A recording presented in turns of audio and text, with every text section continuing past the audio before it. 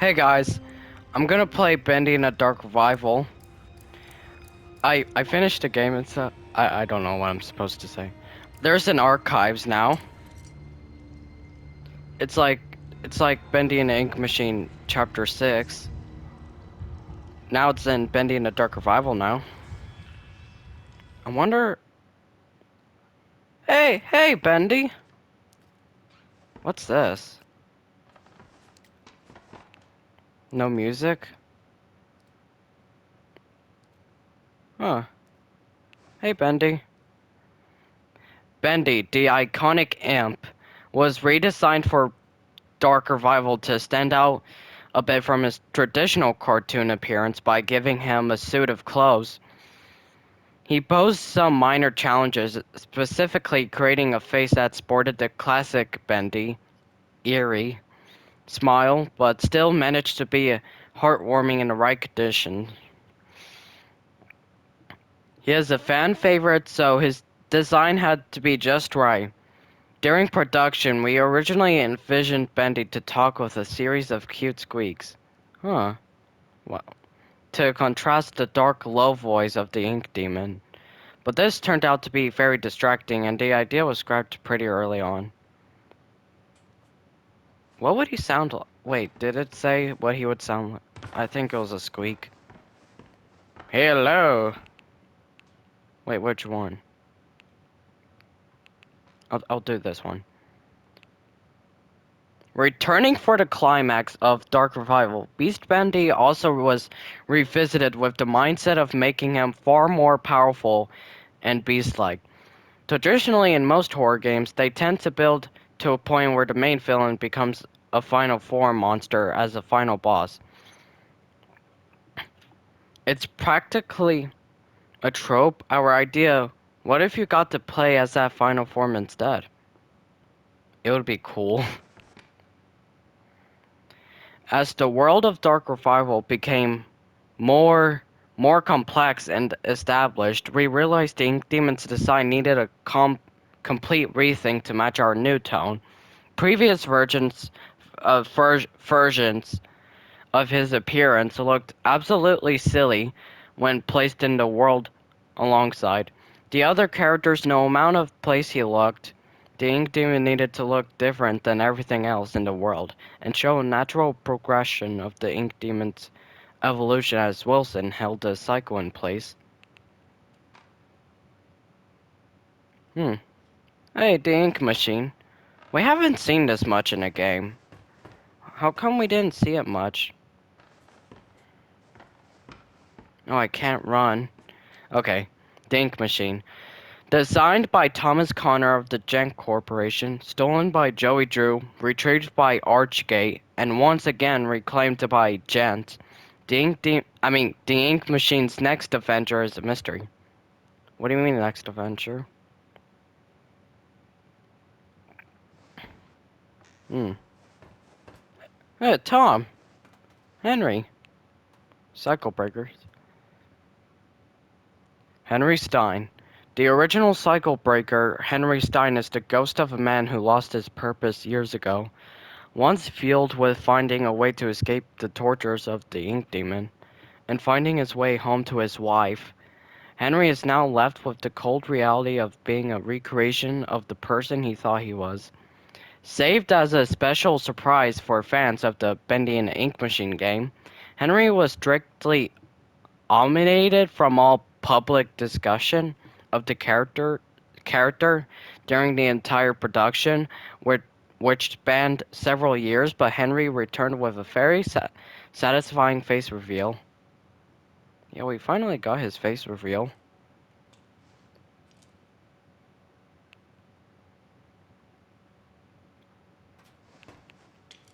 Allison.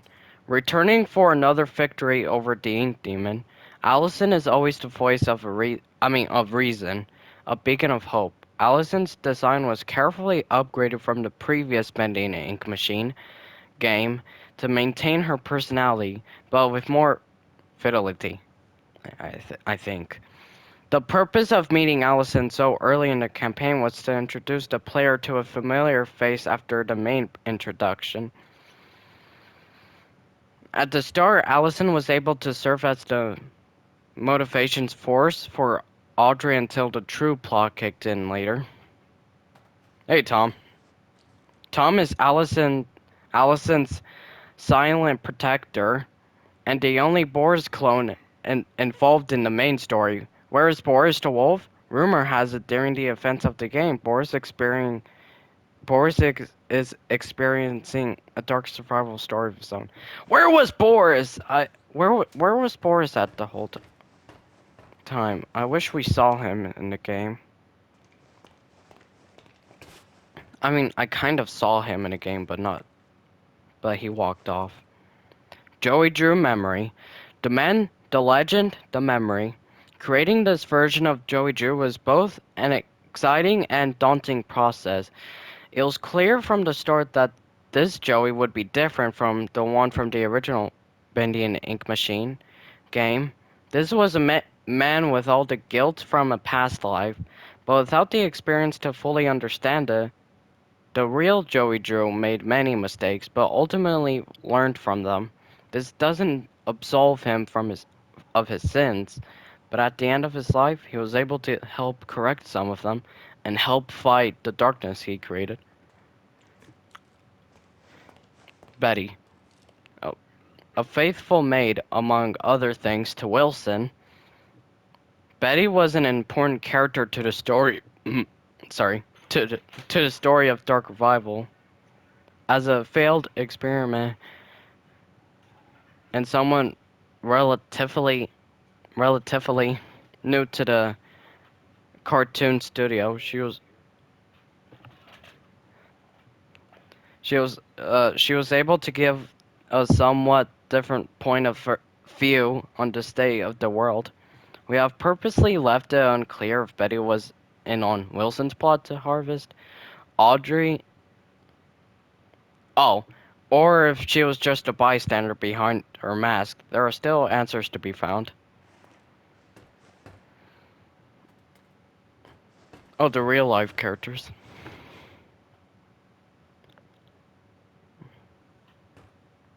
Wait, can I collect this? Gosh.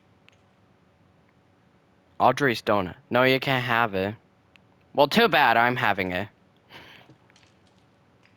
Oh, Nathan Arch Sr. Nathan Arch was everything Joey Drew wasn't. He worked hard, built up from nothing, and never compromised his integrity. Joey had big dreams, but Nathan accomplished his own dreams. He and his wife Tessa raised a son with as much love and care as they could despite Nathan's career pressures. Sadly, his son did not share Nathan's natural talent for business and enterprise. Oh, I can't move. The, unknown, the unknowing daughter of an animation pioneer, Audrey has blocked out the memory of her past after losing her father, but this role in her life was not over. A talented animator and artist, her skills landed her a job at Archgate. Was it fate? Hmm. That led her to reunite with Joey Drew's machine? Hmm. The machine of her birth? Or was it planned? Hmm. Tell me. Wilson. Oh. Oh, I can move. Just wouldn't let me. Haunted by the impossible shadow of Nathan Arch, Wilson sought, sought, sought to achieve something that would make his father proud. By luck, he stumbled upon the ink machine and was able to become the cartoon's world new master. Holding the cycle in place, he continued his experiments that could not fully be realized until the ink demon was purged. However, unnaturally entering to and from the ink realm has taken a toll on Wilson's physical being, slowly robbing him on his health. Wait, does it say you? No, you can't have it. Well, I don't care, Audrey. It's my donut now. Oh, hey, Porter. I wish they had music. It would be nice. It would be like the Ink Machine. Wilson cartoon. I wonder what he's looking at. He's like looking up.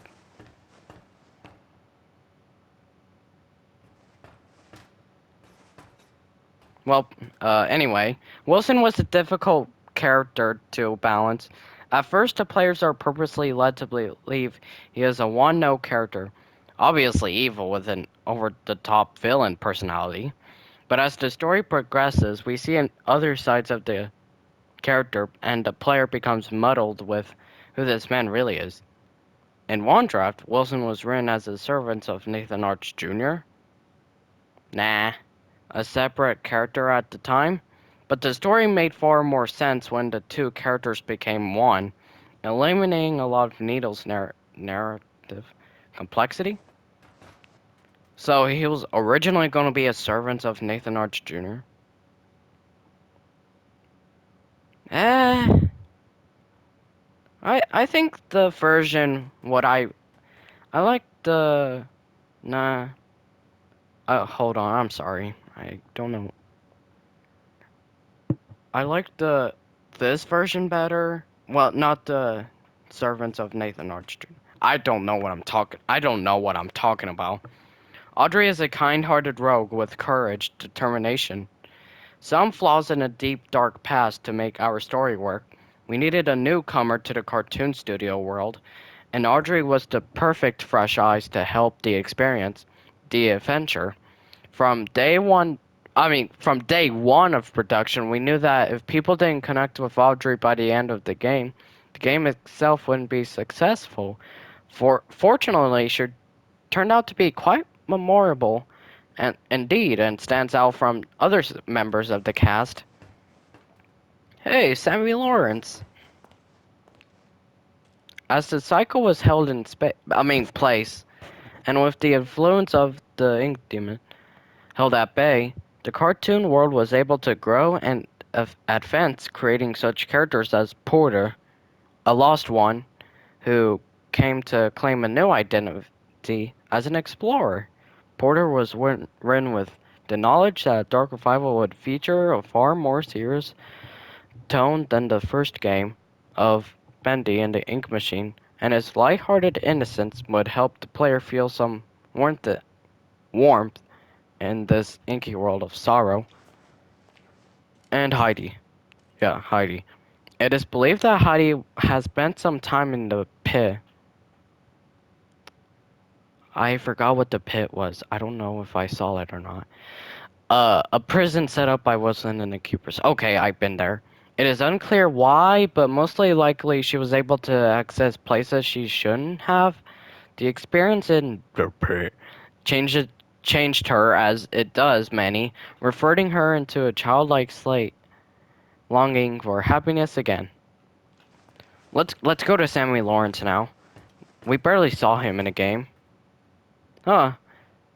I don't know his name. Was it Big Steve? I think. Sammy Lawrence. We finally get to see him up close again. The famous music composer of the studio, Sammy Lawrence originally had a slightly larger role in the story of Darkerfile. Wait, so he was gonna be there more, but no? Uh, but in a story already filled with so many characters, making them all play a meaningful part became a challenge. He was ultimately sidelined in a favor of telling a more coherent storyline. Although it is interesting to note that Sammy Lawrence appears to have mastered the flow ability in Bendy and Ink Machine, long before Porter and Audrey could wield it. Wait, so he had superpowers? Like what Audrey had? Oh, Alice Angel. Oh yeah, the Almach King. Ruler of a sewer coal, Lord Almach illustrates how the world of the ink had continued to develop into different societies, uh, deep within the darkest places. Though he was weak in a fight, his name will simply never die. Screw you, Alice! I don't know. The self-appointed queen of the studio. Nah. Alice Angel is one of the most memorable faces in the Bendy world. Forever lost in the tide of insanity. Oh, she was an absolute delight to write for her as a character. An angel with many layers. Time will only tell if this inky temptress. Wait, temptress? Oh, temptress will ever reappear. Oh yeah. Oh yeah, a knockoff of SpongeBob. Uh, like this one's human SpongeBob and blue Mr. Krabs. Ship ahoy, Dudley. Oh, I thought his name was Wilson. I do not see Wilson's head. The demented invention of Wilson, created to serve the dual purpose of dethroning the Ink Demon in the cartoon world, and also upstaging Joey Drew in the eyes of Wilson's father, Nathan Hodge. Neither of this happened, and Shipboy Dudley is a mysterious sailor with his own eerie grin, similar to that of Bendy, along with his sidekick Crackle the Crab. No, no, his true name is Blue Mr. Crab. Just kidding. I still want to call him Blue Mr. Krabs. It is an unknown just what kind of cartoon adventures they would have had together. Maybe maybe he just works at a restaurant, and while the Blue Mr. Krabs get the money, Ink Widow's King Widow. Oh, I thought it was a Screech. Just kidding. I was joking. It was Screech. What am I even talking about? Ink Widows have begun to infest where the light grows darkness. Their king, the biggest and most feared, will only emerge from his nest when its young are threatened. Oh, Lurker? Oh, okay, it's Steve too. The Lurker, or Steve, as he became to be known. Well, I'm calling him Steve. Was originally created as a brute-type enemy that would free roam the way Lost once do, but ultimately felt unnecessary as the random Ink Demon encounters already fulfilled the role of putting him and the player on edge while exploring previous travel locations. In the end, the Lurker found the Steve found a much better calling as in an unlikely ally, effectively expanding him into more than just a typical enemy. I'm gonna save you, Steve. Wait. Oh, yes, I've been through there. Oh, haven't gone through here yet.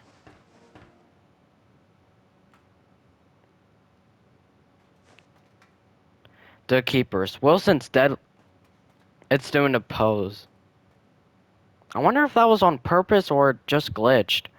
Wilson's deadly guards and scientists. They aren't perfect, but the Keepers will get the job done. No matter the cost, they are responsible for pressing the Ink Demon inside. A smaller form. Yeah, that guy.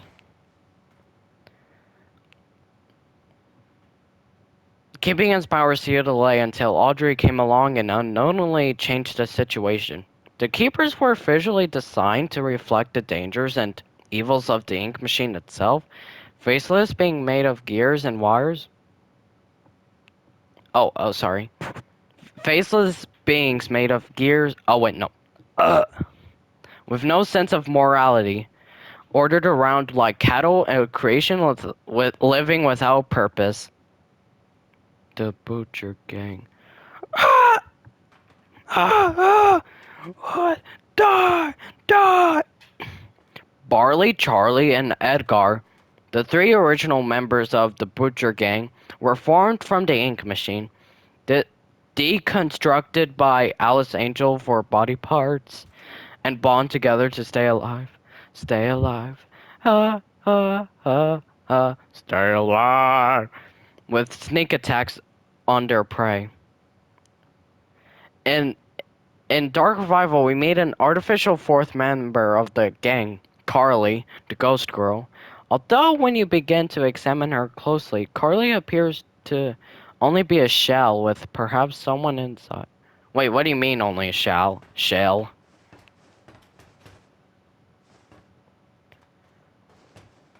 What are you talking about?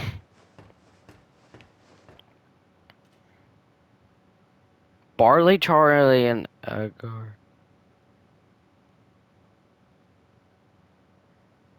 Oh, this is the same thing.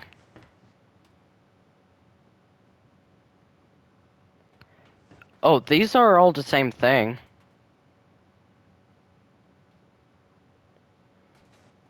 Edgar looks more different from the ink machine, kind of. I don't want to end this again. I really liked playing it. Let's see if I missed anything. I don't know, I just want to look around. I just liked playing. I just like playing this. What's...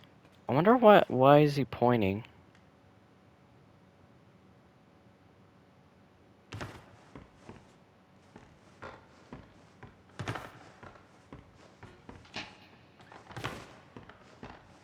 I don't know, I just want to look around. Again.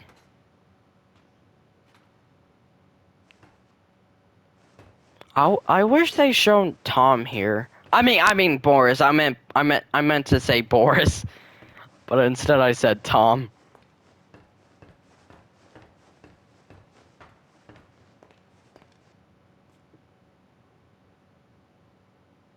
If they, if if the creator of this game make a third game, I don't know if they will or not. Kempton says no. If they did make a third game, I'm gonna like it. If they do that.